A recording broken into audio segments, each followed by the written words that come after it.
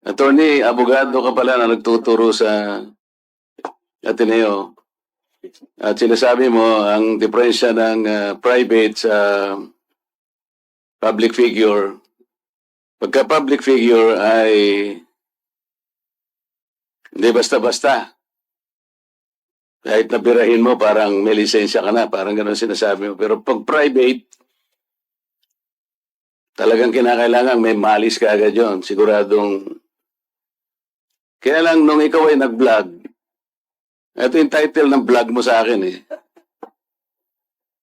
Huwag maniniwala sa pakulo at panliling lang ni Marcoleta.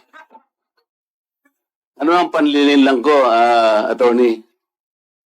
Public figure ako, pero kailangan malaman ko, sapagkat dito lang may malis ka na eh. Una, hindi mo ako kilala, ikaw hindi rin kita kilala. Pero dito lang sa title na title pa lang, huwag maniniwala sa pakulo at panlilin lang ni Marcoleta. Attorney, kahit kailan wala akong nilinlang na mamamayan ng Pilipinas. Wala kang karapatan na akusahan mo ako ng ganito. Kung ang pinag-uusapan ay gusto mo lang ma-informahan ang mga nagpa-follow sa'yo kung sino-sinong maraming nagpa-follow. Pwede mo ba sagutin ito muna? Ano yung panlilin lang na sinasabi mo rito? Marami na po kasi akong naging hindi ko ano yung particular na Ito pakikita ko sa'yo, ayan hindi ko po alam kung anong particular doon na Attorney, gumawa ka ng vlog. yes po, ako po Responsibilidad mo sa public ito, lalong-lalo na yung naniniwala sa'yo. Hindi ako maniwala kung paano mo silang napaniwala. Pero itong sinabi mong ito, may pakulo ako at panlilin lang. Ito yung sagutin mo. Hindi ako naniniwalang hindi mo naalala ito. Mr. Chair? Mr. Chair? Actually po, dun yata yan sa rally ng Iglesia ni Cristo na naging subject din ako po ng programa ninyo sa yung dalawang pong kasama Honorable Congressman Marcoleta. Ako po yung naging subject nyo doon ni Saganang Mamamayan. Kasi ako yung nag-comment na sabi ko, dapat yung Iglesia ni Cristo kung talagang malaki yung mobilization nila, doon nila gawin sa Luneta, huwag sa Liwasan. Yun yung kasi, pag sa Liwasan... Attorney, huwag mong nililihis ang usapan. Ang pinag-uusapan yung panlilin lang na sinasabi mo at pakulo. Walang kinalaman yung rally ng INC dito. Doon ko po kita, Honorable Congressman Anong Marcoleta. panlilin lang ginawa ko doon sa rally? Yung po yatang speech nyo doon Hindi sa pa yata, kailangan siguruhin mo. Nagsalita ko doon, anong parte ng speech ko ang nilinlang ko ang mamamayang Pilipino?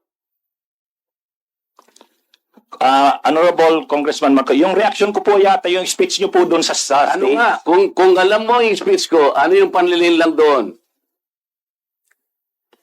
Tingnan ko po dito sa kung ano yung... Ang dami ko na po kasi naging content tungkol po. Hindi ganun. Ako kapag sinabi ko, alam ko ang pinagbabasihan ko. Kahit matagal na yon, maaalala ko. Pag nilinlang ako ng isang tao, alam ko. Problema sa inyo, hindi ko nilalahat ang vloggers, Ako, hindi ko minamasama yung vlogs. Yan ay part ng ating free speech. Expression. At yan ay ginagaranti ng ating saligang batas. Totoo naman na kapag public figures, hindi dapat balat sibuyas. Hindi kagaya ng balat sibuyas ni Kong Barbers, alam ko yan. Pero hindi nangangahulugan. Kailangan i-establish ninyo. I-establish mo. Ikaw ay abogado pa rin, kagaya na sinasabi mo, nagtuturo ka pa sa isang reputabling institusyon. At pagkatapos, tinatanong ko lang ngayon, ikaw ang nagbablog, Basta po tungkol po talaga yung naging topic ko po kayo tungkol dun sa rally ng Ano ANC. nga yung sinabi ko sa rally na nanilang ako ng Pilipino? Wala ka man lang maisip? Ito yung uri mo na hindi kailangan talagang nagbablog Nami-mislead mo yung mga tao, nilililang mo yung mga tao. Ang dahilan ay hindi mo man lang masabi kung ano yung aking mga panlilinlang na sinasabi mo rito. Pakulo at panlilinlang. Hindi ganyan yung mga vloggers na kilala ko. Yung mga vloggers umaatake rin sa akin, pero hindi ako balat sibuyas. Sapagkat may basihan ang kanilang sinasabi. Yung pinag-uusapan siguro namin dito. Gusto nila niyang tingnan siguro kung ano yung mga seats ng mga aming pinag-uusapan dito. Hindi ako balat sibuyas, pero ito, wala akong makitang panlil lang na ginawa ko sa ating mamamayan. Ikaw, ang lakas ng loob mo na mag-vlog. Abogado ka pa naman. O ano? Gusto, panoorin ko po mamaya itong ano, kung ano Ayun ang hirap sa atin, Mr. Chair eh. Ano po kasi, Isip-isipin mo, bigla ka na lang gagawa ng isang vlog na ngayon ay tatanungin kita ng diretso. Wala ka man lang masabi, kahit isang panlilin lang. At ang inaakala mo, baka sakaling doon sa rally. maraming, Ibig mo sabihin, naharap ako sa rallying pagkalaki-laki para manlilang lang ako ng mamamayang Pilipino?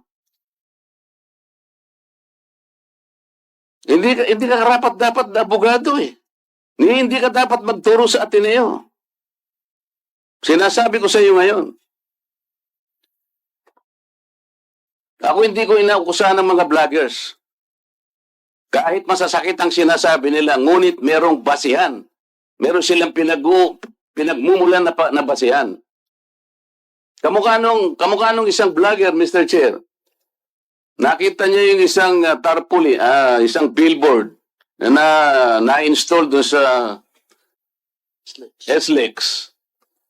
Isang female vlogger, Mr. Chair, na napanood ko. Itong si Marcoleta kanya, walang kahihiyan ito Tanga pala eh. At kinahihiya na rin siya ng mga kapatid niya sa Iglesia ni Cristo. Sapagkat, akalain mong gagawa siya ng billboard, isasama niya kanya si Pastor Kibuloy. Hindi ba niya alam na si Pastor Kibuloy ay ganyan.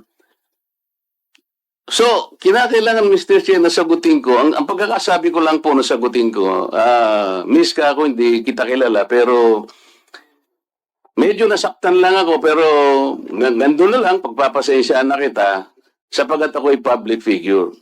Kung ako lang ang ginanito mo, okay lang eh. Kaya lang kita sasagutin sapagkat yung mga nakikinig sa'yo, baka malin lang mo. Baka sila'y mailigaw mo sa paniwala na ako nga ang gumawa ng billboard na yan. So ipinaliwanag ko, Mr. Chair, hindi ako ang gumawa ng billboard na yan. Nakita ko na lamang po na biglang kasama po ako ron. At hindi naman po ipinaalam sa akin nung gumawa. Siguro po dahil si Pastor Kibuloy po ay tumatakbo ring isang senador, inakala niya sigurong magiging maganda rin para sa kanya kung kami po ay magkasama. Ako naman po ay wala namang magagawa tungkol doon. Pero hindi ko na po, wala na po akong reaksyon sapagkat public figure nga po ako eh. Lahat kami ay tatamaan.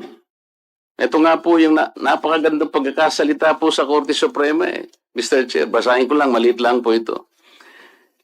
The interest of society, ito po yung United States versus Bustos. The interest of society and the maintenance of good government demand a full discussion of public affairs. Complete liberty to comment on the conduct of public men is a scalpel in the case of free speech. The sharp incision of its probe relieves the abscesses of officialdom.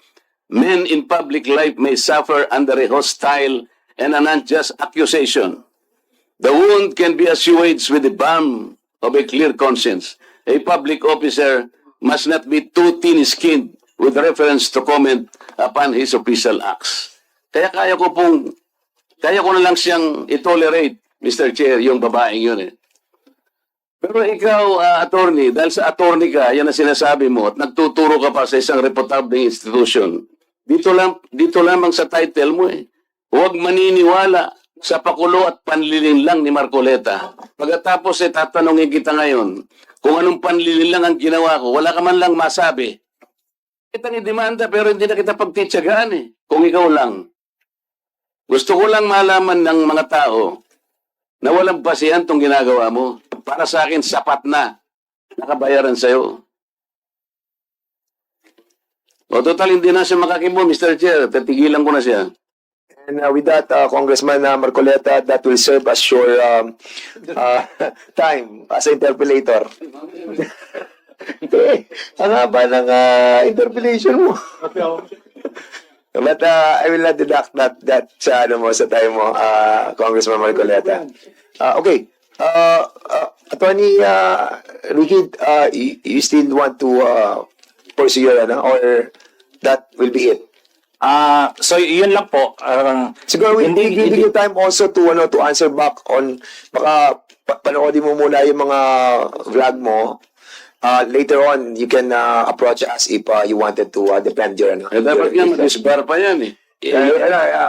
you have your time, Congressman Marcoleta. We'll be giving time to Attorney Ricky to defend himself. Ano lang po to have siguro, fairness, ano? And Mr. Chair? maging equal lang treatment natin sa lahat. What we wanted here is to be fair, no? Para give also a chance to Attorney Ricky para to prove himself by watching yung mga vlogs na ginawa niya. Sige, go ahead, sir.